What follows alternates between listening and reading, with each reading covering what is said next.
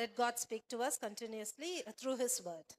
இப்பொழுது ஒரு வேத வசனத்தை நாம் எடுத்து வாசிக்கலாம். ரோமர் 8ஆம் அதிகாரம் 6ஆம் வசனத்தை ஒருவர் வாசிக்கலாம். Let us turn our Bibles to the book of Romans, chapter 8 and verse 6. The mind governed by the flesh is death, but the mind governed by the Spirit is life and peace. Hallelujah. Hallelujah. இன்றைக்கு கர்த்தர் இந்த வார்த்தையின் மூலமாக நம்மோடு பேச விரும்புகிறார். ஹல்லேலூயா. Amen. Lord wants to speak to us through this word today. மாம்ச சிந்தை மரணம். The mind governed by flesh is death. இந்த டைட்டில் வந்து no life no life. The title of my sermon today is No Life, so நீங்கள் No Life. இங்கே PPT போடுவாங்க, நீங்கள் அதையும் பார்த்துக்கலாம். சரியா? No life no life. ஓகேவா? So okay. ஸோ அது என்ன நோ லைஃப், என்ன நோ லைஃப், ரெண்டுமே ஒன்று தானே அப்படின்றத நம்ம கொஞ்சம் போக போக பார்க்கலாம். சரியா? So we'll be able to understand the title of the message as we keep hearing. 5 point சொல்ல போகிறேன். அதனால் கொஞ்சம் நீங்கள் விழிப்போடு இருங்க. நம்ம கொஞ்சம் வேகமாக போகணும், நேரம் ஆயிடுச்சுனால கொஞ்சம் வேகமாக போகிறோம். அதனால் நானும் எவ்வளோ உங்களுக்கு வேகமாக சொல்ல முடியுமோ, உங்களுக்கு புரிய வைக்க முடியுமோ, இந்த கருத்துக்களை நான் உங்களுக்கு சொல்ல விரும்புகிறேன். So we are going to mainly meditate on 5 important topics today. Okay. இன்னைக்கு ஏன் இந்த வார்த்தை ரொம்ப அவசியமானது என்பதை நான் இப்போ சொல்கிறேன். இன்னைக்கு பல கிறிஸ்தவர்கள் இருக்கிறாங்க, உலக எங்கிலும் கிறிஸ்தவர்கள் இருக்கிறாங்க. Today there are Christians in every part of the world. அது ஒரு சில கிறிஸ்தவர்கள் எதுவுமே இல்லைனாலும் ரொம்ப சந்தோஷமா என்ன பண்றாங்க, அவங்க இருக்கிறாங்க. கையில காசு இருக்காது, எதுவுமே இருக்காது, அதனால என்ன பண்றாங்க, ரொம்ப சந்தோஷமாக அவர்கள் அன்றாட வாழ்க்கையை அவர்கள் நகர்த்துகிறதை பார்க்கிறோம். But we see some of the Christians, even though they do not have much financial blessing, they lead their life in a happy way. ஆனால் சில கிறிஸ்தவர்கள் எல்லா ஆசீர்வாதங்களும் இருந்தும் அவர்களுக்கு உள்ளே ஒரு சமாதானமோ சந்தோஷமோ ஒரு நிறைவான ஒரு வாழ்க்கை இல்லை. But some Christians, even though they possess all blessings, they do not live a satisfied life. எப்பவும் ஒரு குறைவு அவங்க சொல்லிட்டே இருப்பாங்க. So they keep murmuring about a thing which they lack always. அவர்கள் அந்த நிறைவை வந்து அவங்க இன்னும் கண்டுபிடிக்கவே இல்லை. So they are not able to find what they have. எல்லா குறைவுகளும் அது நிவர்த்தியாக்கப்பட சாத்தியமில்லை, ஆனால் அது படிப்படியாக ஆகும். So every lagging cannot be met just in a moment. Everything will take its own time. ஆனா நிறைவானது ஒன்று இருக்குது. But there is one thing which is full. அதை யாரும் நம்மகிட்ட இருந்து எடுக்க முடியாது. That cannot be taken from us by anyone. அது என்னன்னு நம்ம கண்டுபிடிச்சிட்டோம்னா நம்மளும் அவர்களை போல சந்தோஷமாய் சமாதானமா இருக்க முடியும். ஹல்லேலூயா. So if only we are able to find that perfect thing, we will be able to get the satisfaction. நம்மகிட்ட என்ன இருக்குதோ அதை வைத்து நாம் இன்னும் சந்தோஷமாக சமாதானமாக நாம் வாழ முடியும். So we can lead a happy life with whatever we are already blessed with. இல்லாததை குறித்து நம்ம ரொம்ப பெருசா யோசிக்க மாட்டோம். So we will not be caring about what we lack always. ஏன்னா நமக்குள்ள இருக்கிற காரியம் அது எல்லாத்தை விட மிக பெரிய காரியம். Because the thing that is in us is greater than what we miss. அதற்கு ஈடே கிடையாது. So there is no comparison to it. அது எதுவுமே இல்லாத அந்த கிறிஸ்தவர்கள் கண்டுபிடிச்சிட்டாங்க. So some Christians have already found this. So இதை நாம எப்படி இன்னும் அடுத்த லெவல் போகலாம், என்ன செய்யணும் என்பதை இந்த செய்தியின் மூலமாக இன்னைக்கு நம்ம பார்க்க இருக்கிறோம். So we are going to learn how we should lead a complete life. Okay, the first point, why there is no life. So the first point is, why is there no life? Hallelujah. Hallelujah. ஏன் ஒரு ஜீவன் அல்லாட்டி ஒரு ஆவிக்குரிய நிலையிலே ஒரு சமாதானமான ஒரு வாழ்க்கை அல்லாட்டி ஒரு வாழ்வு இன்னும் அது நிறைவாக்கப்படவில்லை. So why there is no life ன்னு சொல்லி பார்த்தோம். So why is the completeness not being found in our life?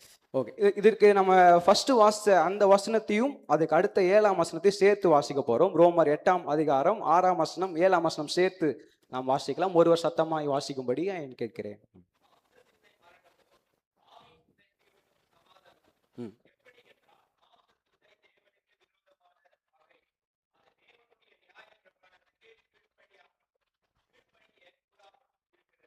Hallelujah. Hallelujah. The mind governed by the flesh is death, but the mind governed by the Spirit is life and peace. The mind governed by the flesh is hostile to God, it does not submit to God's law, nor can it do so. இங்க ரொம்ப அழகா தெளிவா இங்க சொல்லியிருக்கு. So it is very clearly explained here. மாம்ச சிந்தை மரணம், ஆவியின் சிந்தையோ ஜீவனும் சமாதானமும். எப்படி என்றால் மாம்ச சிந்தை தேவனுக்கு விரோதமான பகை, அது தேவனுடைய நியாய பிரமாணத்துக்கு கீழ்ப்படியாமலும் கீழ்ப்படிய கூடாமலும் இருக்கிறது. So the mind governed by the flesh is death, and it doesn't submit itself to the law of God. இப்போ இதற்கு ஒரு சிறந்த ஒரு உதாரணத்தை நம்ம வேதத்துல இருந்தே நம்ம பார்க்கணும் அப்படின்னா நம்ம எங்க போகணும்னா ஆதியாகமத்துக்கு போகணும். So if we want to find a perfect example for this statement, we need to travel to the book of Genesis. இது எங்க ஆரம்பமாச்சுன்னு சொல்லி நீங்க பாத்தீங்கன்னா ஆதாம் அவளுடைய காலத்துல இது ஆரம்பமாயிருச்சு. So this began during the time of Adam. இங்க 2ஆம் அதிகாரம் 17ஆம் வசனத்தை நான் வாசிக்கிறேன். ஆனாலும் நன்மை தீமை அறியத்தக்க விருட்சத்தின் கனியை புசிக்க வேண்டாம், அதை புசிக்கும் நாளிலே சாகவே சாவாய் என்று கட்டளையிட்டார். But you must not eat from the tree of knowledge of good and evil, for when you eat from it, you will certainly die. இப்போ இதுல ஆண்டவருடைய நியாய பிரமாணம் என்ன கட்டளை, அது என்ன நியாய பிரமாணம்? What is the law that is set by God here? அந்த கனி என்ன பண்ணக்கூடாது, புசிக்க கூடாது. அப்போ அங்க ஆண்டவர் நம்ம கிட்ட என்ன எதிர்பார்க்கிறார்? So God is telling that you should not eat this fruit of tree. So what is God expecting from us then? நம்மகிட்ட முக்கியமா ஆண்டவர் அந்த கட்டளையை நிறைவேற்றுவதற்கான ஒரு கீழ்ப்படிதல் என்ன பண்றார் ஆண்டவர் நம்மகிட்ட எதிர்பார்க்கிறதை இங்க பார்க்கிறோம். So we see that God is expecting obedience to his word. அதனாலதான் இங்க ரொம்ப தெளிவா சொல்லி இருக்குது. அவர் ஒரு அழகான ஒரு தோட்டத்தை ஆதாம் ஏவாளுக்கும் அவர் கொடுத்த பின்பு எல்லா விருட்சத்தையும் நீங்க சாப்பிடுங்க, ஆனா அதுல 2 மரம், அந்த மரத்துல மட்டும் என்ன பண்ணக்கூடாதீங்க, அந்த கனி என்ன பண்ணக்கூடாது, நீங்க புசிக்க கூடாது அப்படின்னு சொன்னார். So God is creating a very beautiful garden for Adam and Eve, and he is blessing them with every other fruit, but God is forbidding them to eat from this particular tree alone. இப்போ இன்னைக்கு வேதம் முழுவதும் பாத்தீங்கன்னா பல கட்டளைகளை ஆண்டவர் நமக்கு கொடுத்திருக்கிறார். So throughout the Bible we can see that God has given us many commandments. ஏன் ஒரு நிறைவான ஒரு வாழ்க்கை இன்னும் நம்ம வாழ முடியவில்லை? Then why are we not able to lead that complete life yet?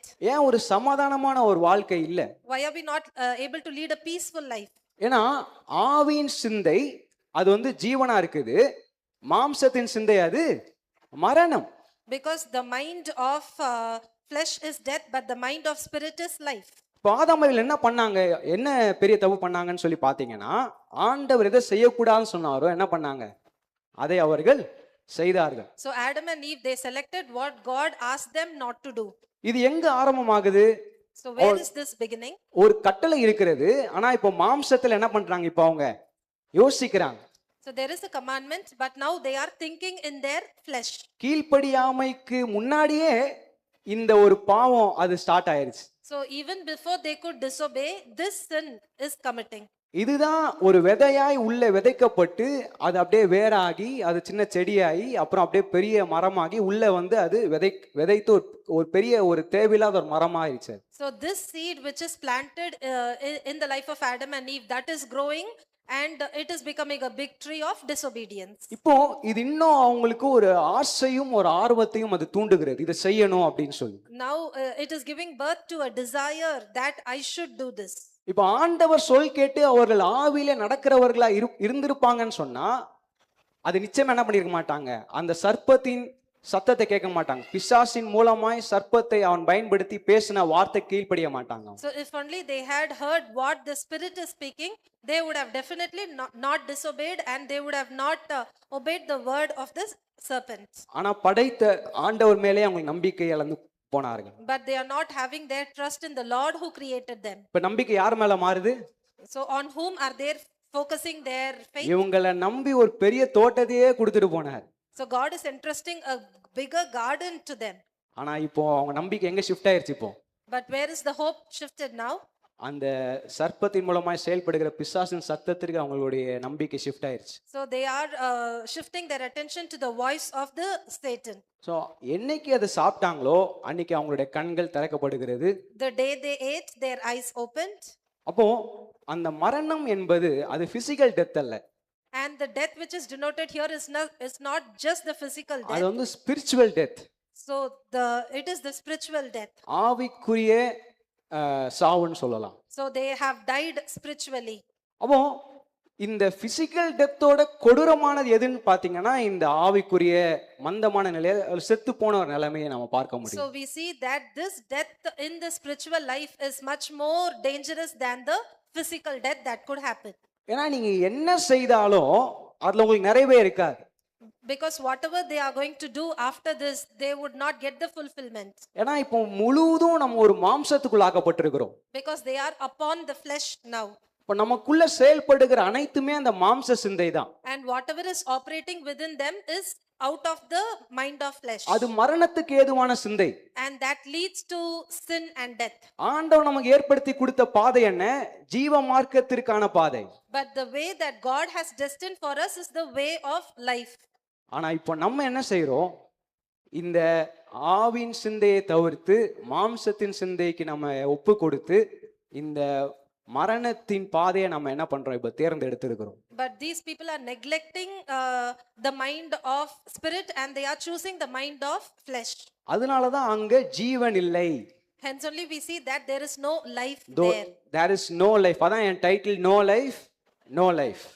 Hence only I say that no life, no life. அந்த லைஃப் இல்லாதனால இப்போ நம்மளுக்கு நித்திய வாழ்விற்கான அந்த வாழ்க்கையும் இப்போ என்ன பண்றோம்? இப்போ நம்ம கொஞ்சம் கொஞ்சமா அதையும் நாம இழந்துகிட்டு இருக்கோம். அதான் மரணத்தின் பாதையை நாம் தேர்ந்தெடுத்திருக்கிறோம். Because these people selected the way of death, there is no life in them. இப்போ வேதம் நம்ம என்ன சொல்லுது? ரோமர்ல என்ன சொல்லுது? பாவத்தின் சம்பளம் மரணம். So in Romans we read the wages of sin is death.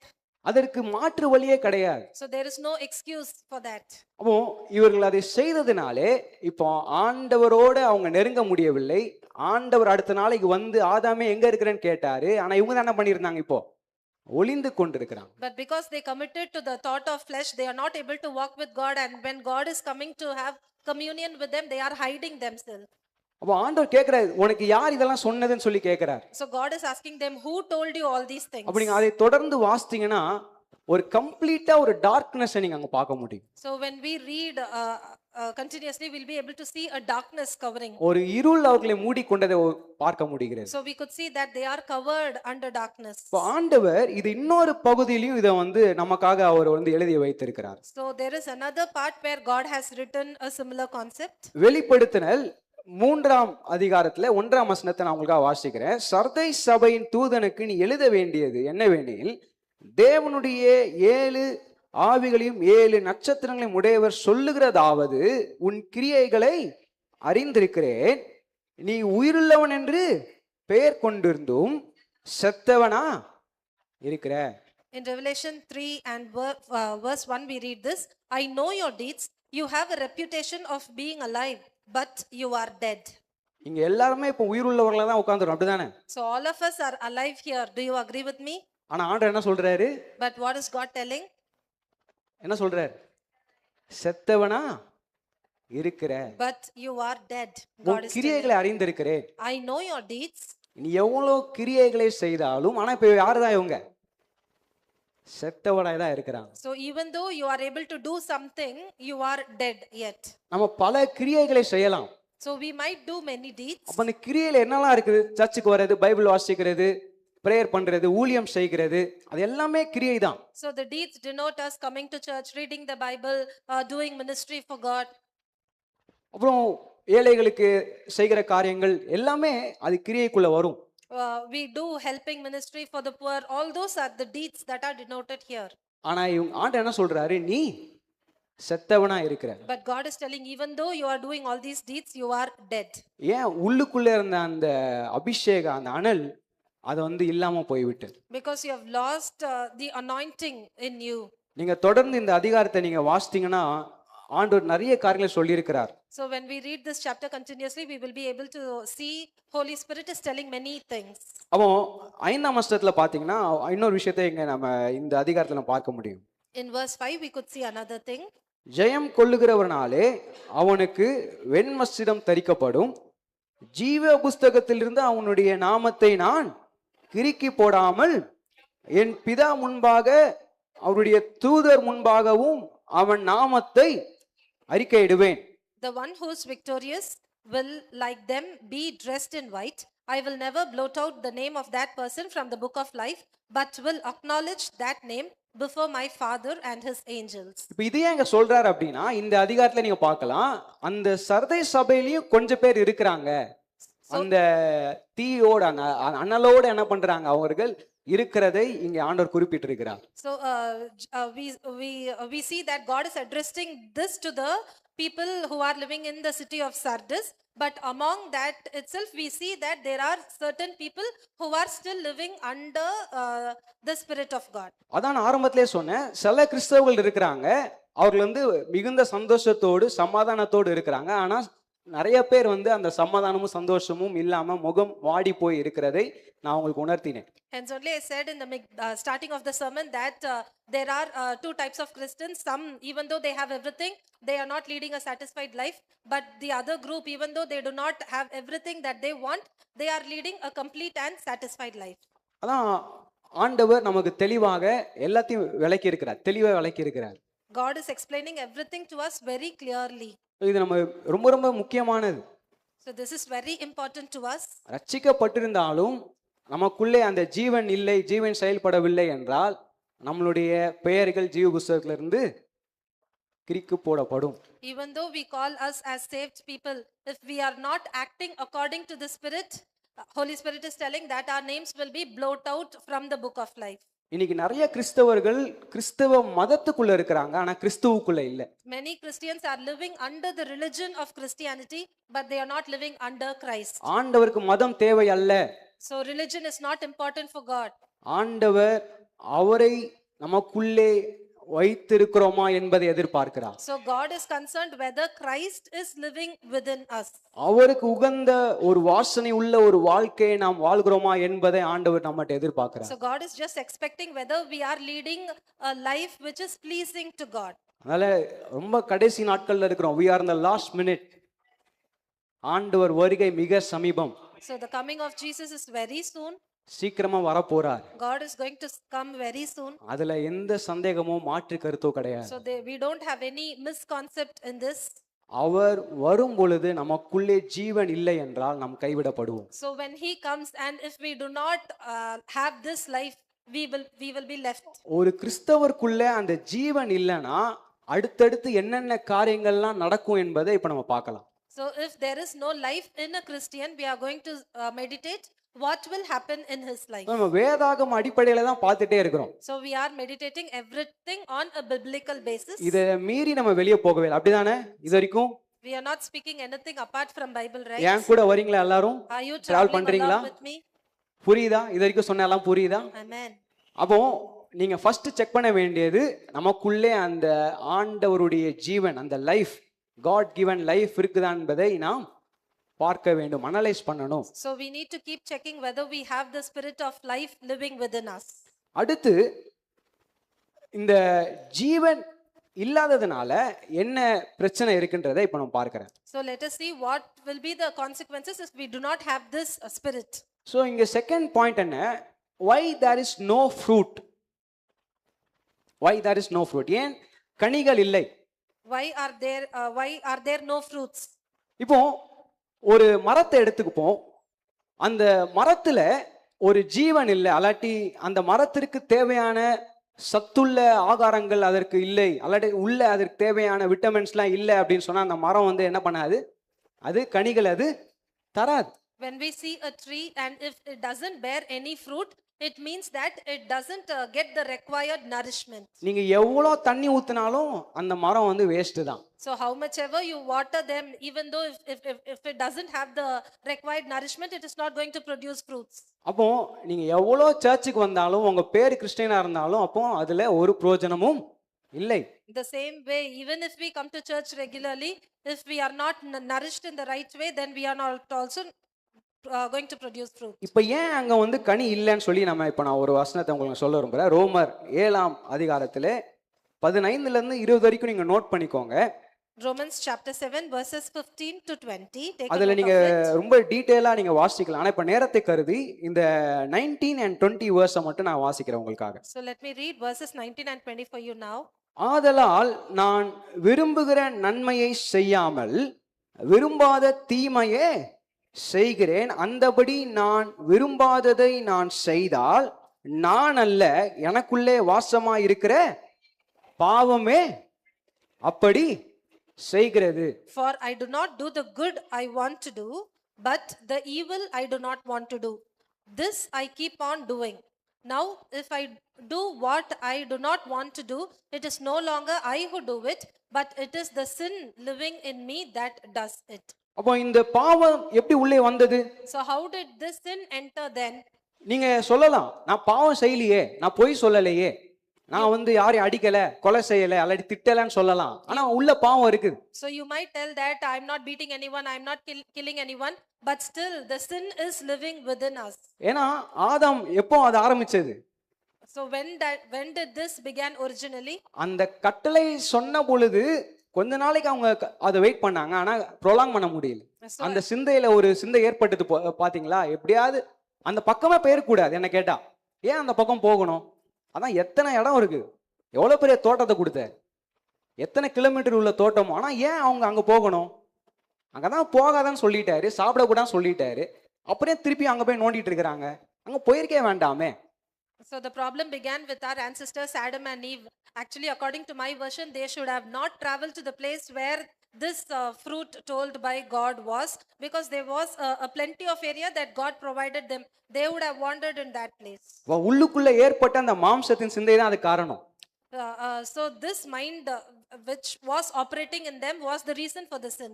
நீங்க உங்க பிள்ளைங்கிட்ட வந்து அந்த பிளக் பாயிண்ட் அந்த சாக்கெட்டுக்குள்ள கை விடாதானே என்ன பண்ணும்? கரெக்டா அதுக்குள்ளதான் என்ன பண்ணாது, கையை விடும்.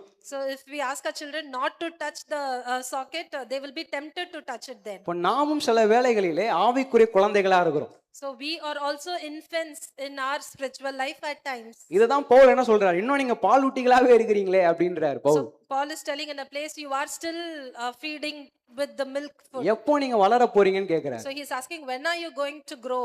இப்படி அதை செய்யாத இதை செய்யாதன்னு சொல்லிட்டு இருந்தா மற்ற காரியத்துல எப்போ சொல்றதுன்றார் Pavul. So Paul is telling, if I go on keeping on instructing, do not do this, do not do that, then how will I teach the next level? இப்போ உங்க எல்லார்கிட்டயும் உங்க அப்பா அம்மா வந்து பிள்ளை அதுக்குள்ள கை விட்டுறாதான்னு சொன்னா எப்படி இருக்கும் உங்களுக்கு? So if we are grown up and our parents come and tell, now do not touch the plug point, how will we feel then? இப்ப நீங்க என்ன கேப்பீங்க, அம்மா நான் இவ்வளவு பெருசா வளர்ந்துட்டேன், இன்னுமா என்ன சின்ன பிள்ளையா பாக்குறீங்க, கேப்பீங்களா கேட்க மாட்டீங்களா? So will we not ask, oh I've become such a grown up person, still you are telling this to me? அப்போ நாம எப்படி ட்ரீட் பண்ணிக்கிறோம்? இப்ப யோசித்து நீங்களே சொல்லுங்க. So how do we treat ourselves then?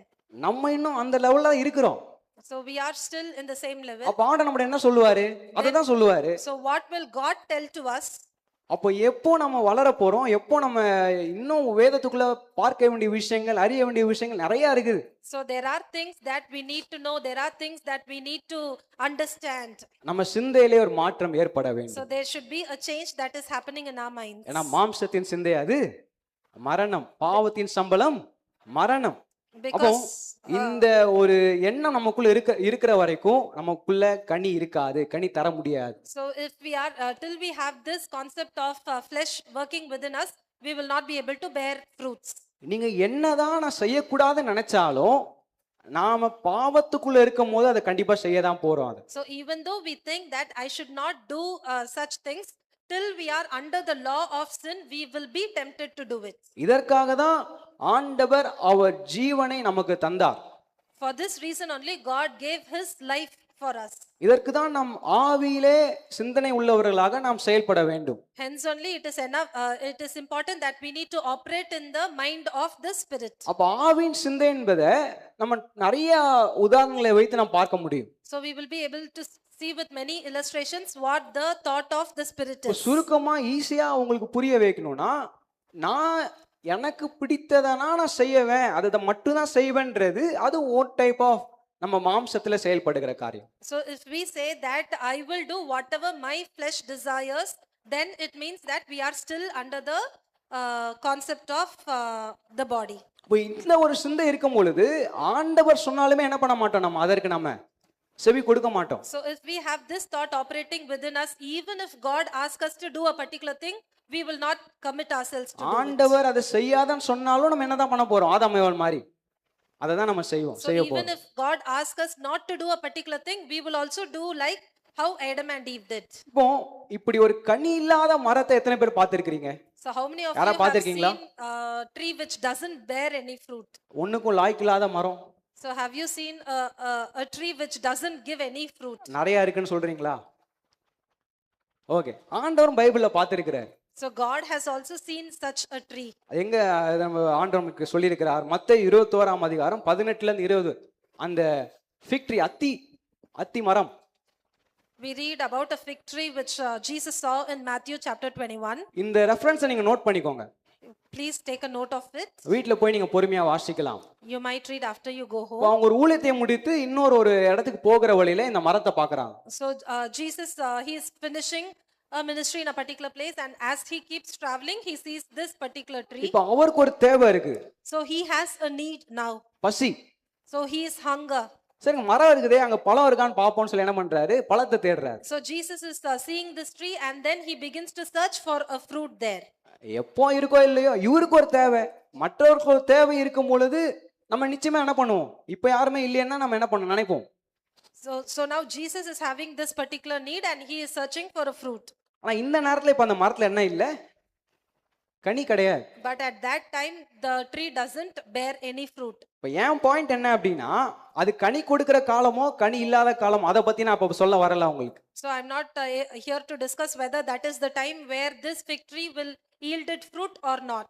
அது வந்து சயின்ஸ் கிளாஸா மாறிடும் அப்புறம். So that will become a science class ஆனா இங்க there. ஆண்டவர் ஏன் அதை நமக்கு வெளிப்படுத்தி இருக்கிறார்? But why is God revealing this concept to us here? ஏன்னா இந்த சம்பவத்துக்கு அப்புறம் அப்படியே ஒரு டோட்டல் சேஞ்ச் நீங்க பார்க்கலாம். சோ இந்த பர்టిక్యులர் சம்பவம் அடுத்து கண்டினியூ ஆகிற சம்பவத்தோட ரொம்ப லிங்க் ஆகாத மாதிரி இருக்கும். ஏன்னா டக்குன்னு விசுவாசத்தை குறித்து பேச ஆரம்பிப்பார்.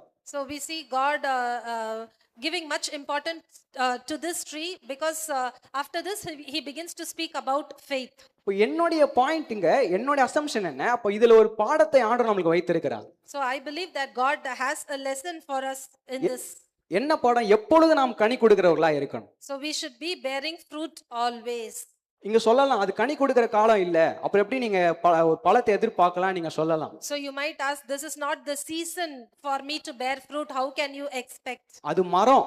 So that is a tree. நம்ம மரமா? Are we trees? ஏதாவது கிளை முளைச்சிருக்கா யாருக்காவது? So do we have any branches grown out of us? ஒரு உதாரணத்துக்கு ஆண்டவர் இதை நாம் படிக்க வேண்டும் என்பதற்காக தான் எழுதி வைத்திருக்கிறார். So God has written this example so that we will be able to understand it. அப்ப நீ எல்லாம் இருந்தா தான் நான் செய்வேன் கனி கொடுப்பேன் அப்படின்னா அது waste. So if you say that I will bear fruit only if something happens, then there is no use in it. இப்ப இந்த மரத்தை என்ன பண்ணார் ஆண்டவர்? So what did God do to this சொல்லுங்க, tree here? ஆண்டவர் என்ன பண்ணார்? தைரியமா சொல்லுங்க, ஒண்ணாகாது, பயப்படாது. அந்த மரத்தை என்ன பண்ணாரு? சபித்தார். அந்த மரம் பட்டு போச்சு. So the Lord is cursing the tree and the tree withers. இப்போ இருந்த கொஞ்ச நாள் இலையும் இல்லை இப்போ அந்த மரத்துக்கு, எல்லாம் உதிர்ந்து போய் ஒரு காஞ்சு போன மரம் ஆயிருச்சு. So the tree has lost even the leaf that it had and it is nothing now. ஏன்னா அதுக்குள்ள ஜீவன் இல்லை. Because there is no life in that tree. நமக்குள்ள ஜீவன் இல்லைன்னா ஆண்டவர் ஒன்றும் செய்ய வேண்டாம், நம்மளே என்ன பண்ண ஆட்டோமேட்டிக்கா அவ்வளவுதான், நம்மளே நம்மளுடைய கதையை முடிச்சிடலாம்.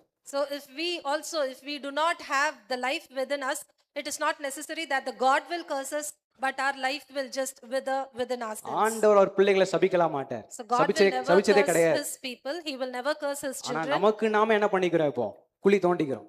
But then we dig ourselves for இதுதான் ourselves. அந்த ஜீவன், ஆண்டவர் நமக்கு சொல்லுகிற அந்த ஜீவன். So the life which God is promising to us is very important. இப்போ எத்தனை பேர் நான் சொல்றது கொஞ்சம் புரியுது? How many of you all are able to understand what கொஞ்சம் I'm என் trying கூட to say? நீங்க வர முடியுதா? ஒத்துக்க முடியுதா?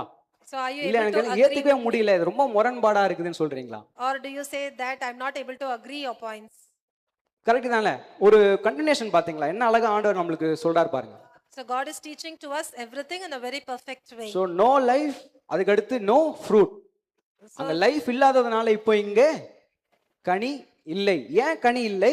நமக்குள்ளே இருக்கிற அந்த மாம்ச சிந்தை அது பாவமாய் நமக்குள்ளே உருவமா இருக்கிறதுனாலே அது நம்ம நினைத்ததை அது வந்து செய்ய விடாம என்ன பண்ணுது?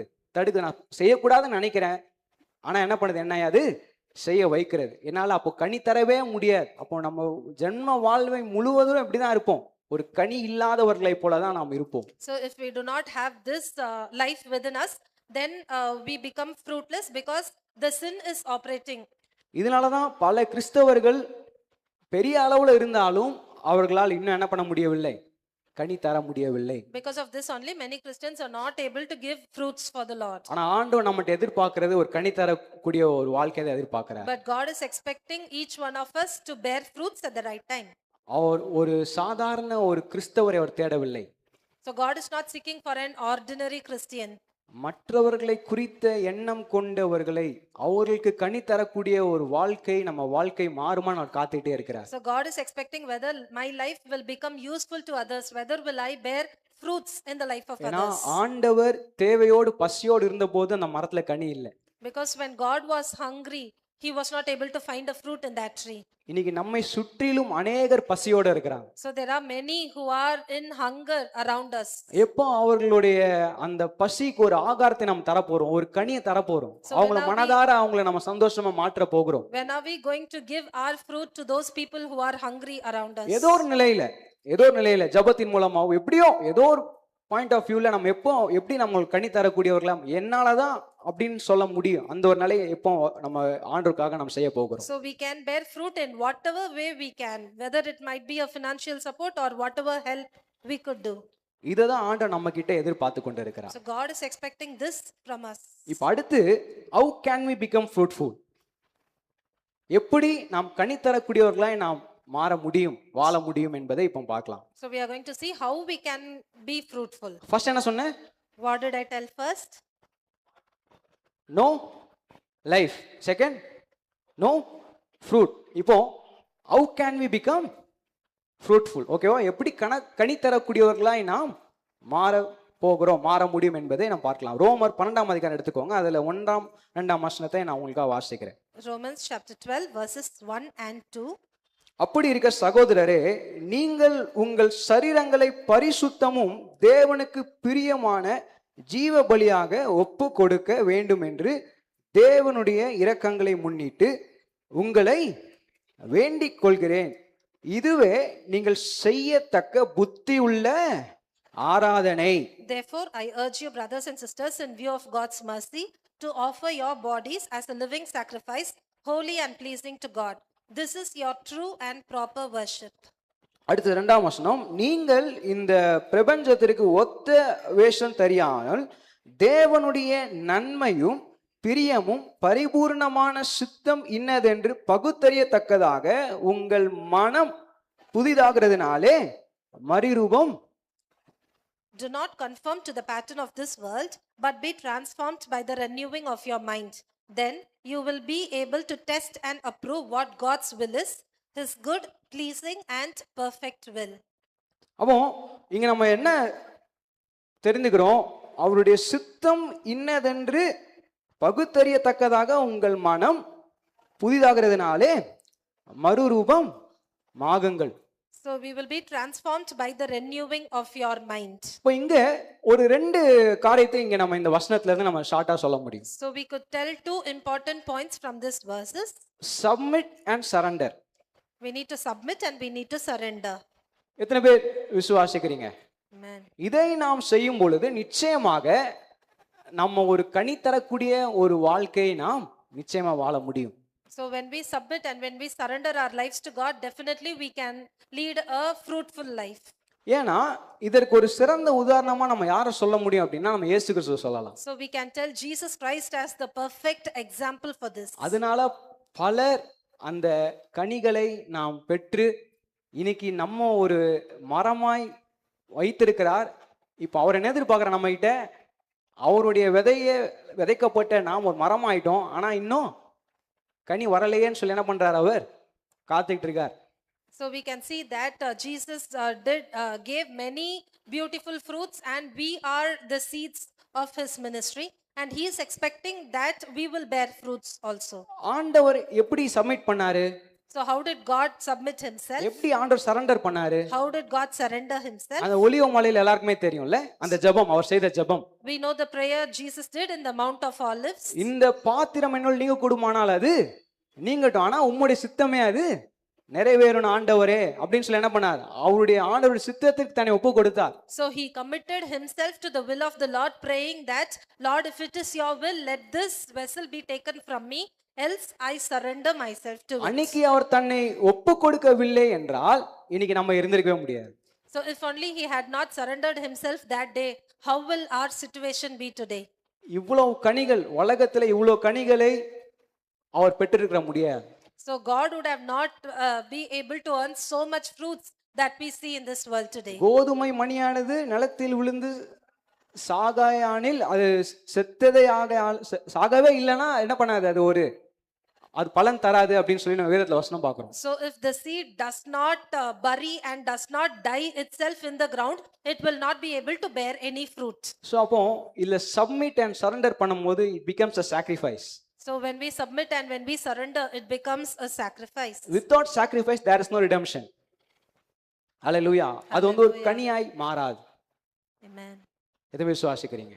Hallelujah. அப்போ ஆண்டவர் பிதாவின் சித்தத்திற்கு தன்னை ஒப்பு கொடுத்ததினாலே இன்னைக்கு நம்மலாம் இன்னைக்கு ஆராதிக்கிறோம் ஆண்டவரை. Because Jesus surrendered himself to the will of the Father, we are all here worshiping him. அதனால தான் ஆண்டவர் சொல்றாரு, இந்த உலகத்திற்கு ஒத்த விஷயம் தெரியாம அவருடைய சித்தம் என்னதென்று அறியத்தக்கதாக உங்களுடைய அறிவை என்ன பண்ணணும்? நீங்க புதுப்பீங்க, அது மறுரூபமாகுங்கன்னு சொல்லி என்ன பண்றார் பவுல் அங்க உள்ள விசுவாசிகளுக்கு, அவர் கூட இருக்கிற எல்லாருக்கும் என்ன பண்றார் பவுல் இதை சொல்றார். Hence only Paul is telling to the people who are living with him that do not conform yourself to the pattern of the world, but be transformed by the renewing of your mind. இந்த ஆண்டவரும் இந்த ஜீவனை கொடுப்பதற்காக தான் இந்த பூமிக்கே வந்தேன்னு சொல்லி என்ன பண்றாரு ஆண்டவர் சொல்றதை நம்ம பார்க்கிறோம். So we see that the Lord himself telling that he came into the world to give his life. So fourth point என்ன அப்படின்னா Christ intervention. The fourth point is the intervention of Christ. கிறிஸ்துவின் இடைப்பாடு. The intervention of Christ. இது நீங்க ரோமர் 5ஆம் அதிகாரம் 17ல இருந்து 19 வரைக்கும் நீங்க இப்ப நம்ம ஸ்பீடா வாசிக்க போறோம். யாராவது ஒருத்தர் ரோமர் 5ஆம் அதிகாரம் 17ல இருந்து 19. Romans 5:17 to 19.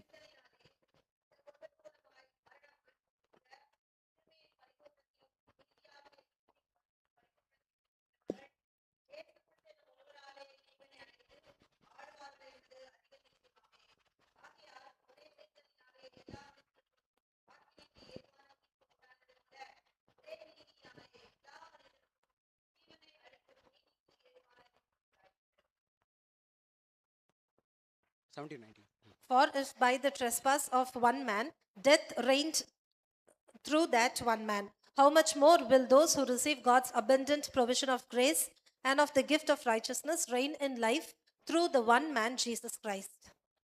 இப்போ கடைசி வசனத்தை நான் இப்போ மறுபடியும் நான் உங்களுக்கு வாசிக்கிறேன். அன்றியும் ஒரே மனுஷனுடைய கீழ்ப்படியாமையினாலே அநேகர் பாவிகளாக்கப்பட்டது போல ஒருவருடைய கீழ்ப்படிதினாலே அநேகர் நீதிமான்களாக்கப்படுகிறார்கள். ஹல்லேலூயா. Hallelujah. அப்போ ஆண்டவர் அங்கே எவ்வளோ பெரிய ஆண்டவர், அவர் எவ்வளோ மகிமை நிறைந்தவர். அவர் நம்ம எல்லாரும் ரட்சிக்கப்படணும், ஒரு ஜீவனுள்ள வாழ்க்கை வாழணும் என்பதற்காக பிதாவின் சித்தத்திற்கு தம்மை ஒப்பு கொடுத்தார். So God, who is so much glorious, who is so much magnificent, surrendered his life so that every people will gain life through him. பாவமே இல்லாத சுத்த கணர் அவர். So he is one without any blemish. பரிசுத்தம்னா அவர்தான் பரிசுத்தம். So holy means him alone. அந்த பாவத்தோட சேர்க்கவே முடியாது. So sin cannot reach him at all. அது அப்போ எவ்வளவு வேதனையா இருந்திருக்கும். Then how much agony he would have gone through. எவ்வளவு பாவத்தை அவர் சுமக்க வேண்டிய ஒரு சூழ்நிலைக்கு தள்ளப்படுகிறார். So he was pushed into a situation where he need to bear the burden of the sin of the world. அழுக்கு, அவ்வளவு அழுக்கு, அசிங்கம். So much of blemish. அவமானம். So he was put to shame. இதெல்லாம் நமக்காக தான் சகித்து கொண்டார். All these he bore because of us.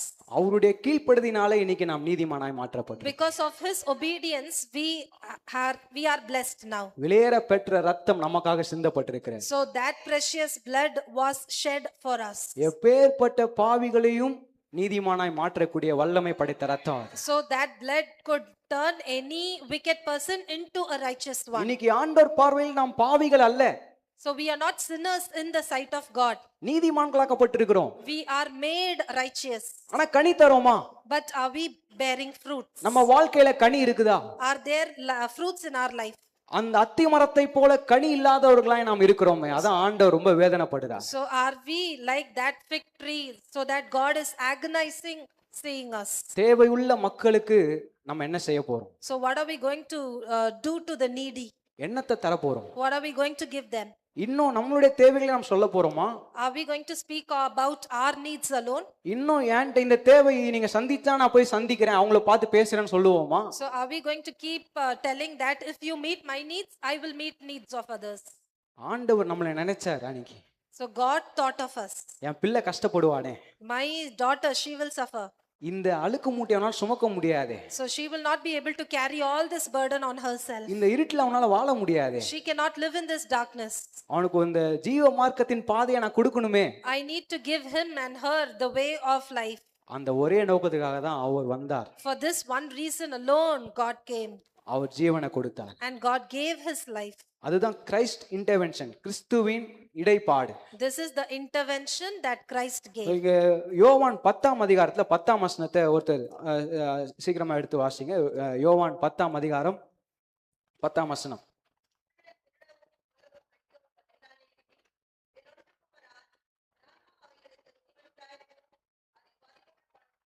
The thief comes only to steal and kill and destroy. I have come that they may have life and have it to the full. Hallelujah. Hallelujah.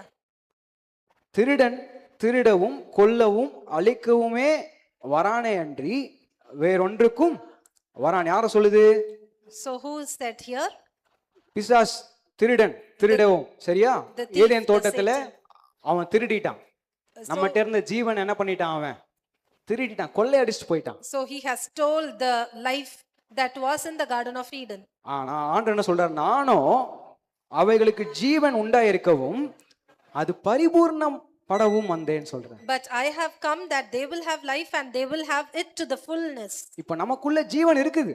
So we have life within ourselves. இன்னும் அது பரிபூர்ணம் ஆக்கப்படவில்லை. But it has not become full yet.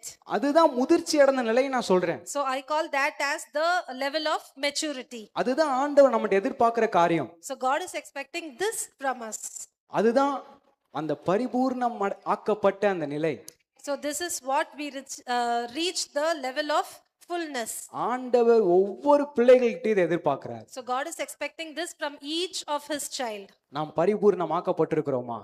Whether am I made whole? ஏன்னா பரிபூர்ணமாக்கப்பட்டவர்கள் அவங்க கனித்தரவர்களா இருக்கிறாங்க. So people who are made whole, they will give fruits. இது எப்படி நான் அவங்க கனித்தராங்க நான் சொல்றேன்? எதை வச்சு நம்ம பிரிக்க முடியும்? How can we say whether we are yielding fruits or not?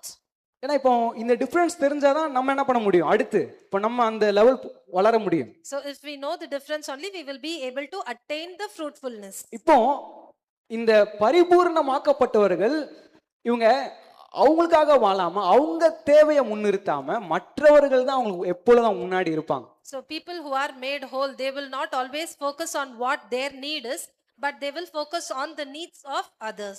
ஏன் வேலை, ஏன் வருமானம், ஏன் சம்பளம் எல்லாம் தனக்குன்னு யோசிக்காம தேவை இருந்தாலும் இந்த தேவையின் மத்தியிலும் மற்றவர்கள் தேவை என்ன பண்ணுவாங்க? இப்போ அவங்க முன்னிறுத்துவாங்க. So people who are made whole, even though they have needs for themselves, they will not be always worried about that, but they will focus their attention on the needs of others. இதுதான் கனித்தரக்கூடியவர்களாய் இருக்கிற கிறிஸ்தவர்கள். These I call as Christians who yield fruits. அவங்க இதை தான் செய்துட்டு இருக்கிறாங்க. இதுதான் ஆண்டவர் நம்மகிட்ட எதிர்பார்க்கிறார். So God is expecting this from every one of us. எத்தனை பேர் விசுவாசிக்கிறீங்க? How many of you believe? ஒரு விஷயம் கண்ணை மூடி So let us close our eyes. நம்ம இன்னும் ஒரே ஒரு பாயிண்ட் தான், சீக்கிரம் முடிச்சிருவோம். ஆனா அதுக்கு முன்னாடி இது வரைக்கும் நீங்க கொஞ்சம் அனலைஸ் பண்ணி பாருங்க எந்த லெவல்ல இருக்கிறோம். So we are going to analyze ourselves. In which level am I? ஏன்னா இது ரொம்ப ரொம்ப ஒரு முக்கியமான நேரம். This is very important time. ஏன்னா அந்த எச்சரிக்கை நம்ம மறந்துடவே கூடாது. We should never forget the warning.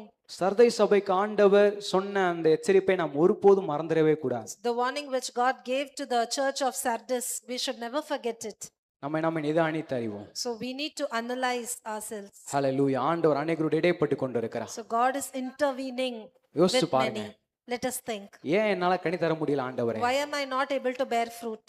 அப்பா நீங்க எதிர்பார்க்கிற மாதிரி இன்னும் நான் கனி தரவில்லையே. Lord, I am not able to bear fruit the way you expect from me. ஒருவேளை கனி தரக்கூடியவங்களா இருந்தா நீங்க சொல்லுங்க இன்னும் நான் அதிகமா கனி தரணும்ப்பா. If you are already bearing fruits, then you pray that I should yield more fruits. எல்லா நிலையிலையும். In every stage. ஏன்னா ஆண்டவரை நம்ம பார்த்தோம் அப்படின்னு சொன்னா When we look, கடைசி சொட்டு ரத்தத்தையும் நமக்காக சிந்தினார். so he shed his last drop of blood for us. அவருடைய ரத்தம் எல்லாம் அது தண்ணி ஆயிருச்சு. கடைசியா வந்த தண்ணி தான், அங்க ரத்தமே இல்ல உடம்புல. So he did not have any blood to be spilled. He just spilled even the water that was in him. ஏன் அந்த கடைசி சொட்டு ரத்தமும் முக்கியம் நான் சொல்றேன். So why do I say the last drop of blood is also important? உலகத்தில் இருக்கிற கடைசி மனித வரைக்கும் அந்த ரத்தத்தை நாம் கொண்டு சேர்க்க வேண்டும். Because the last person who is living in this world needs to be reached. இந்தியாவுல இருக்கிற கடைசி மனிதர் வரைக்கும் இந்த ரத்தத்தை நாம் கொண்டு சேர்க்க வேண்டும். The person who is living to the extreme end of India. அவர்களுக்காக தான் அந்த ரத்தம் சிந்தப்பட்டிருக்கிறது. So for that person, that last blood was shed. கொஞ்சம் யோசிச்சு பாருங்க நம்ம எப்படி இருக்கிறோம். So how are we leading our life? நம்ம நிலை எப்படி இருக்கு? ஹalleluya. In which level am I? ஆண்டவர் உங்களோடு இடைப்பட்டு கொண்டிருக்கிறார். So God is speaking to you. ஆவியானவர் உங்களை அவர் ஊற்றுகிறார், நிரப்பி கொண்டிருக்கிறார். So Holy Spirit, he is filling you. அப்பா என்கிட்ட இருக்கிற ஜீவன் அது பரிபூர்ணமாகட்டும் ஆண்டவரேன்னு சொல்லுங்க. So the Lord, the life that is in me, it should be made whole, Lord. Hallelujah. Thank you Hallelujah. Jesus. Hallelujah. Hallelujah. இறுதியாக Finally, ஃபர்ஸ்ட் என்ன பார்த்தோம்? Why there is no life. அடுத்து no fruit. fruit. Third, how can you become fruitful? Fourth, Christ interventions. இது இந்த மெசேஜை branch சர்ச்சில் நாங்கள் 3 weeks பார்த்தோம்.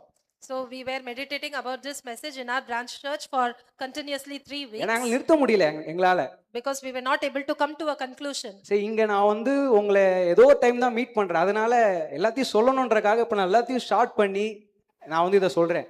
So I'm just putting everything in a nutshell and giving it to you. நீங்கள் உட்காருவீங்கன்னா இன்னும் பேசலாம். So I have stuff to speak to you. ஆனால் இப்போ டைம் பாருங்க. நீங்க யாரும் டைமே பார்க்கல, ஆச்சரியமா இருக்கு. என்னடா டைமே பார்க்காம உட்காந்துருக்காங்களே அப்படின்னு. அல்ல நான் இன்னும் போனேன்னா இன்னும் இப்போ கால் வந்துடும், அடுத்த வாரம் யாரும் வரமாட்டாங்க, அதில் சீக்கிரம் முடிங்க அப்படின்னு சொல்லுவாங்க. ஓகே, ஸோ அப்போ வேதத்தில் அநேக காரியங்கள் பேசப்படாத புதையல்கள் இருக்கிறது. So there are many treasures that are in the Bible which is not spoken yet. அந்த சங்கீதம் 23 எத்தனையோ வருடங்களா பேசலாம். So we can speak on the Psalm 23 itself for so many years. ஏன்னா ஒவ்வொரு வார்த்தைகளும் முத்துக்கள், ஒவ்வொரு லெட்டர்ஸும் முத்துக்கள் தான். Because each word, each letter is a pearl, we can say. Hallelujah. Hallelujah. இது ஆண்டவர் நமக்கு கொடுத்த பெரிய பொக்கிஷம். So this is a great treasure which God has given us. Okay, நம்ம பாயிண்ட்க்கு வருவோம் கடைசியா. Amen. எப்படி அந்த சில கிறிஸ்தவர்கள் எப்படி அவங்க மிகுந்த கனி கொடுத்தவர்களா இருந்தாங்க என்பது சில பாயிண்ட்ஸ் நம்ம இங்க பார்க்கலாம், சில வசனங்கள் ஆதாரத்தோட நம்ம பார்க்கலாம். So finally let us see how certain Christians were able to give the best fruits that they can. ரோமர் 8ஆம் அதிகாரம் 35 இருந்து 39 வரைக்கும் நீங்க வாசிக்கலாம். ரோமர் 8ஆம் அதிகாரம் 35 இருந்து 39. Romans 8:35 to 39.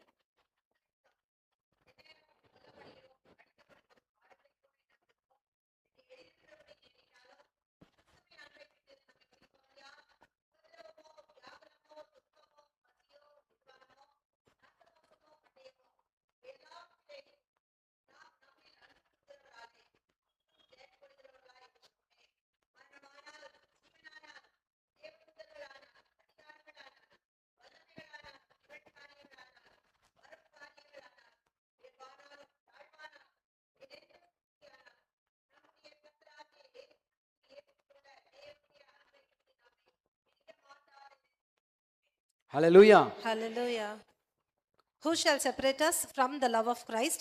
shall trouble or hardship or persecution or famine or nakedness or danger or sword, as it is written, for your sake we face death all day long. We are considered as sheep to be slaughtered. No, in all these things we are more than conquerors through him who loved us. இங்க பல உபத்திரவங்களை குறித்து இங்க பார்க்கிறோம். பசி, நாசமோசம், அது மாதிரி பல காரியங்களை சொல்லியிருக்கு. ஆனா இங்க முக்கியமா நம்ம பார்க்க வேண்டிய விஷயம், கிறிஸ்துவின் அன்பை விட்டு நம்மை பிரிப்பவன் யார்? So hallelujah. we read about many troubles and hardships here, but the main point is, who shall separate us from the love of Christ? இப்போ இந்த பாடுகள் மத்தியிலே, உபத்திரவத்தின் மத்தியிலே அவங்களுக்கு எது இப்போ மேன்மையாய் கருதுறாங்க? அத So in midst of all these troubles and hardships, what are they considering as the important thing? கிறிஸ்துவின் அன்பு, The love of Christ. அவர்கள் மேலே ஊற்றப்பட்ட கிறிஸ்துவின் அன்பு, The love of Christ that was poured on them. அதான் அவமானம். அந்த ஆதி கிறிஸ்தவர்கள் அவங்க அடைந்த அவமானம், நிந்த, அசிங்கப்படுத்தப்பட்டாங்க. The அவங்க persecution. நிர்வாணமாக்கப்பட்டார்கள். So they were put into nakedness. அவ்வளவு உபத்திரவங்களை அவர்கள் அனுபவித்தாங்க. They faced so much of hardships, ஆனா அவர்கள் அவர்களை குறித்து சிந்திக்கவில்லை. but they didn't think about themselves. இப்போ அவங்களுக்கு மனதில் இருக்கிறதெல்லாம் கிறிஸ்துவின் அன்பு. Whatever was in their minds was the love that God had on them. ஏன்னா கிறிஸ்துவின் அன்பை ருசி பார்த்துட்டாங்க. Because they had tasted what the true love of God is. அதற்காக எந்த எக்ஸ்டென்ட்க்கு அவங்க போற தயாராயிட்டாங்க. So they were able to travel to any extent. அடிப்பியா அடிச்சுக்கோ. So do you want to beat me? Beat me then. ஜெயில்ல போடுவியா போடு. Do you want to imprison me? Okay. ஆனா இந்த கிறிஸ்துவின் அன்பை விட்டு என்ன பண்ணவே முடியாது. But nothing can separate me from the love of Christ. பிரிக்கவே முடியாது. Nothing can separate. இதுதான் அவர்கள் கிறிஸ்துவை மேன்மையாய் கருதினார்கள். They considered Christ as the main and prime thing. என்ன இல்லை என்பது அவங்களுக்கு பெரிதாய் கருதப்படவில்லை. So they didn't focus attention on what they did not have. எல்லாத்துக்கும் மேலானவர் எனக்குள்ள இருக்கிறார். So a person who is above everyone and everything is in me. எல்லாத்தை விட பெரியவர் எனக்குள்ள இருக்கிறார். So the greater than everyone, he is in me. ஒரு கையை தட்டுவீங்கன்னு பார்த்தேன், யாரும் கையை தட்ட மாட்டேங்குது. Man, hallelujah. கை தட்டி ஆண்டு மகிமைப்படுத்துவோம். இப்போ நமக்குள்ள இருக்கிறார் அவர். So he is within us. அவன் இந்த உலக பாடுகள், இந்த தேவையில்லாத காரியங்கள் அவங்களுக்கு பெரிதாய் தோன்றவில்லை. Hence, because of that, the hardships or the troubles didn't seem to be greater for them. கிறிஸ்துவின் அன்பு அவர்களை மாற்றிவிட்டது. Because the love of Christ had already changed them. அந்த ரோம் அரசாங்கத்துல நீரோ மன்னர் காலத்திலே கிறிஸ்தவர்கள் அடைந்த பாடுகள் எல்லாருமே கேள்விப்பட்டிருப்பீங்க. So we all have heard the troubles which Christians faced during the time of Emperor Nero. அவர்களுடைய தோல் உரிக்கப்பட்டது. So their flesh was torn. அதுல உப்பு தேய்ப்பாங்க. So they would salt it. வெயில்ல போடுவாங்க. So and be put under the sun. அதுக்கப்புறம் அவமானமாய் அவங்க நிர்வாணமாய் நடக்க வைப்பாங்க. So they would be made naked and they would allowed to be walked. சித்திரவதை செய்வாங்க. So they were under many hardships. இதெல்லாம் நடந்தது, இதெல்லாம் வேர்ல்ட் ஹிஸ்டரியில இருக்குது. So all these are recorded in the history of the world. அது மாதிரி ஒரு road ஃபுல்லா அவங்க கம்பு நட்டியிருப்பாங்க, கட்டைகள் நட்டியிருப்பாங்க. So they will be pillars hanging around. அதுல கிறிஸ்தவர்களை அவங்க கட்டி வச்சிருவாங்க. And they would just tie Christians in each pillar. இரவு நேரம் ஆகும் பொழுது அதை கொளுத்தி விட்டுருவாங்க. So at night time they would just put on the fire to those pillars. அதுதான் அவங்க ஸ்ட்ரீட் லாம்பா இருந்தது. And that was the street lights in which they walked. இத நீங்க ரெண்டு விதமா கூட பார்க்கலாம். So you could see this in two angles. லிட்டரலா அந்த டார்க்னஸ்ல அவங்க ஒளியா அவங்க பிரகாசித்தாங்க. So in darkness they were able to produce the light. இது ஒரு கடினமான வார்த்தை தான். So ஆனா நிஜமாகவே அவர்கள் ஒரு ஜீவ ஒளியாக பிரகாசித்தார்கள். So they gave life in midst of their problems. அந்த கதறல் சத்தத்தை கேட்ட அந்த நீரோ மன்னன் அவ்வளவு சந்தோஷப்படுவாராம். So hearing their cry, this emperor, he would feel happy. அப்புறம் சிங்கத்திற்கு இரையாய் போடுவாங்க. And then they were put as food to the lions. இப்படி அவர்கள் கடந்து வந்த பாதை அது ரொம்ப கடினமான பாதை. அதை நம்மளால யோசித்து கூட பார்க்க முடியல. So the ways that the early church went through, it is very difficult and for us to understand and digest. இதெல்லாம் எப்படி அவங்க சகித்து கொண்டார்கள்? How were they able to bear all these things? கிறிஸ்துவின் அன்பு. The love of Christ. ஹalleluya. இன்னைக்கு நம்மள கொஞ்சம் அவங்க பக்கத்துல கொஞ்சம் வச்சு பாப்போம். So let us weigh ourselves near them. ஏதோ ஒரு பிரச்சனை, சின்ன பிரச்சனை, So some small problems comes to us. அதற்கே பல கேள்விகள், So we ask many questions. பல சிந்தைகள், We get many thoughts. தலைவலியோ, call வலியோ, Whether பல் it- வலியோ, அதெல்லாம் வலிகள் தான். some அதெல்லாம் எனக்கும் வந்திருக்கு. நான் இதெல்லாம் இவனே தெரியும் வந்திருக்கான்னு நீங்க நினைக்கலாம். நானும் பல்லு பிடிங்கிருக்கேன், எனக்கு தெரியும். அந்த வலிலாம் இருக்கு, எனக்கு தெரியும். So we just face many pains and every one of us are aware of that. ஆனா அந்த சின்ன வலி கூட நம்மளால என்ன பண்ண முடியல, சகித்துக் கொள்ள முடியவில்லை. So we are not able to bear and digest even the small pain that occurs to us naturally. ஒரு பிரச்சனை வரும்போது அதை நம்மளால ஏற்றுக்கொள்ள முடியவில்லை. So when some problem comes to us, we are not able to bear it. அந்த மனநிலையை நாம் இன்னும் அடையவே இல்லை. We have not attained that maturity yet. அதனால தான் நான் சொன்னேன், பவுல் சொல்றாரு நீங்க இன்னும் பாலூட்டிகளாவே இருக்கிறீங்க அப்படின்னு. Paul is telling, still you are infants feeding on milk. Hallelujah. Hallelujah. நான் சொல்றது புரியுதா? அப்போ நாம் என்னைக்கு இல்லாததே குறித்து நினைச்சிட்டு இருக்காம என்னைக்கு நம்ம கிறிஸ்துவின் அன்பு எனக்குள்ள இருக்கிறது அதை நாம் மேன்மை பாராட்ட போகிறோம். So we have already the love of Christ dwelling within us. When are we going to boast about that? தேவைகள் உண்டு இருக்குது, ஆனா அந்த தேவைகளுக்கு மேலாக ஒருத்தர் இருக்கிறார், So அவர் the needs எனக்குள்ள are இருக்கிறார். still அதான் there சத்தியம். and it is existing, but the one who's greater than all the needs is in me, and I need to இதுதான் boast about ஆண்டவர் நமக்கு that. தருகிற உண்மையான ஜீவ பாதை. So this is the true way of life which God is ready to give us. என்ன இருக்கோ இல்லையோ, இது இருந்தா என்ன வேணாலும் செய்ய முடியும். Whatever I have or not, if I have this life of faith within me, I will be பவுலும் able to do சீலாவும் anything. அடின்னு அடி வாங்கி சாட்டையால அவங்க எல்லாம் அழுதுட்டு இருப்பாங்க நினைச்சா, என்ன பண்ணிட்டு இருந்தாங்க இவங்க? துதிச்சு பாடிட்டு இருந்தாங்க. Paul and Silas, they were beaten and they were put in prisons.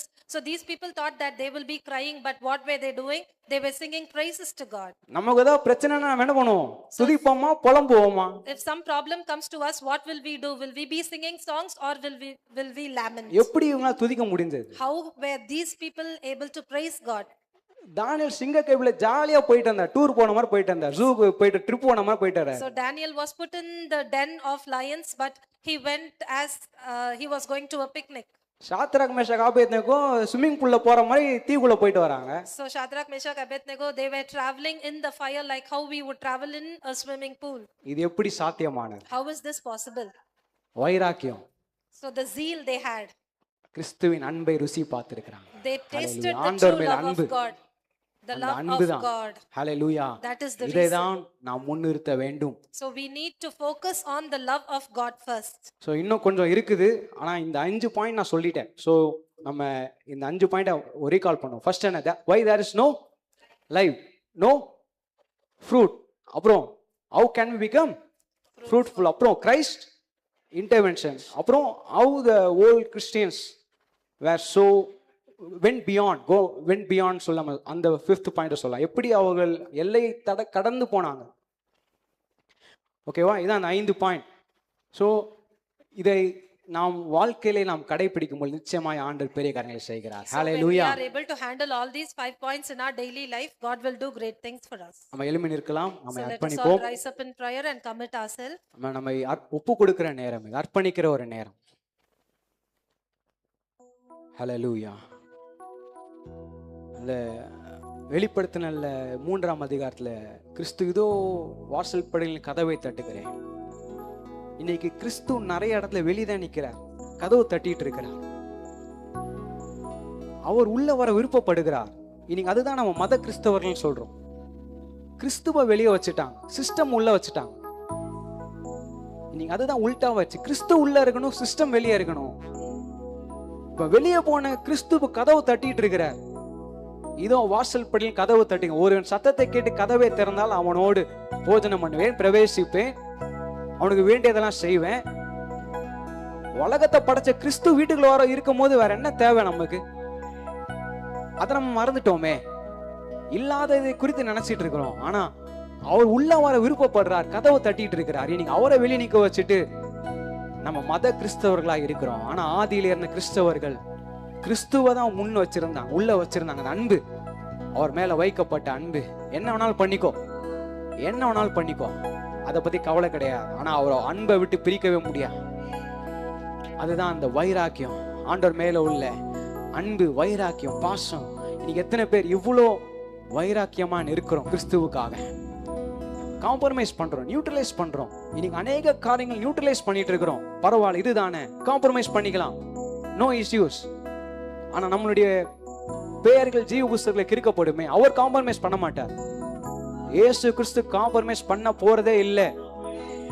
10 கன்னிகைகள்ல 5 கன்னிகளை உள்ள விட்டாரு. அடுத்த அந்த 10 கன்னிகையில உள்ள விடல, 5 கன்னிகளை உள்ள விடல. ஆனா அவங்க கையில எண்ணெயும் இல்ல, அந்த நெருப்பை வர வைப்பதற்கு எண்ணெயும் இல்லை, நெருப்பும் இல்லை. நீ வெளியவே இருன்னு சொல்லிட்டார். அதுதான் சர்தைக்கு அவர் எழுதுறார். நீ உயிருள்ளவனா இருக்கிற நினைச்சிட்டு இருக்க, ஆனா நீ செத்து போயிட்ட. மறுபடியும் உன்னை உயிர்ப்பித்துக்கொள், மறுபடியும் உயிர்ப்பித்துக்கொள். சர்தை சபையில கொஞ்சம் பேர் இருக்கிறாங்க, அவங்கள பார், அவங்களை பார்த்து கற்றுக்கொள், உயிர்ப்பித்துக்கொள். உன்னுடைய பேர் கிறுக்கப்படாது, ஜீவ புஸ்தகத்துல இருந்து கிறுக்கப்படாது ஆண்டவர் சொல்றாரு. ஹல்லேலூயா. நாமும் பவுலை போலதான் சொல்லிட்டு இருக்கோம். ஆசைதான், பரிசுத்தமாய் வாழ விரும்புகிறேன், ஆசைப்படுறேன், ஆனா முடியலையாப்பா. இந்த மாம்ச சிந்தை எழும்புகிறதே, எங்களை மேற்கொள்ளுகிறது. ஆண்டவரே, எங்களுக்கு வேண்டிய கிருபைகளை தருவீராக, வேண்டிய கிருபைகளை தருவீராக. ஹல்லேலூயா, ஹல்லேலூயா. ஒப்பு கொடுங்க, ஒப்பு கொடுங்க. ஆண்டவர் உங்களோட பேசிட்டு இருக்கிறார். நேரத்தை பார்க்க வேண்டாம், கடைசி நேரம், மிக முக்கியமான நேரம். இன்று இரவு கிறிஸ்து வருவார். ஆனால் அவருடைய வருகை இருக்குமானால் நாம் கைவிடப்படக்கூடாது. நம்ம சபையில இருக்கிற ஒவ்வொருவரும் மேலே எடுத்துக்கொள்ளப்படணும். அதுதான் ஆண்டவர் நம்மகிட்ட எதிர்பார்க்கிற காரியம். உங்களுக்கான ஒரு இடத்தை ஆயத்த பண்ணி இருக்கிறாரு. பரலோகத்துல இடம் இருக்கிறது. பெரிய பெரிய மேன்ஷன்ஸ் அவர் கிரியேட் பண்ணி இருக்கிறார், உங்களுக்காக உண்டாக்கி இருக்கிறார். ஹல்லேலூயா. மகிமையான இடம், சந்தோஷமான இடம். நம்மளுடைய ஆசை ஆவல் எல்லாம் அதுவா தான் இருக்கணும். இந்த உலகத்துல இருக்கிற பாடுகள் அது கொஞ்ச காலம்தான். பாடுகளை கொஞ்ச காலத்துல நம்ம தாண்டிட முடியும். ஆனா நிரந்தரமா வாழ போகிற இடம் இருக்கிறதே. அதை குறித்து சிந்திச்சீங்களா? அதை குறித்து யோசித்தீங்களா? அதுதான் நிரந்தரமான வாழ்க்கை. அதை குறித்து யாருமே யோசிக்கவில்லை. அதுதான் லைஃப். அதுதான் நான் சொன்னேன், நோ லைஃப், நோ லைஃப். ஹல்லேலூயா, ஹல்லேலூயா.